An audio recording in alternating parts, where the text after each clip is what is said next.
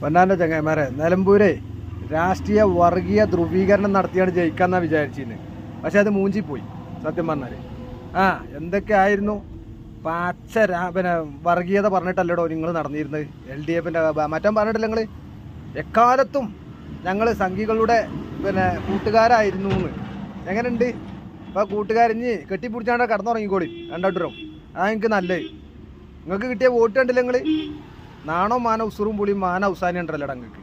ഒന്ന് ആലോചിച്ച് നോക്കാം നിങ്ങൾ. ഇത്ര അതപ്പതിച്ച് പോയാലടാ. വർഗീയ ധ്രുവീകരണം നടത്തിയിട്ട് എന്തായാലും നിങ്ങളുടെ വർഗീയ ധ്രുവീകരണത്തിനെതിരെയുള്ള വർഗീയതക്കെതിരെ CPM എന്ന പാർട്ടിയുടെ ചത്തുപോയ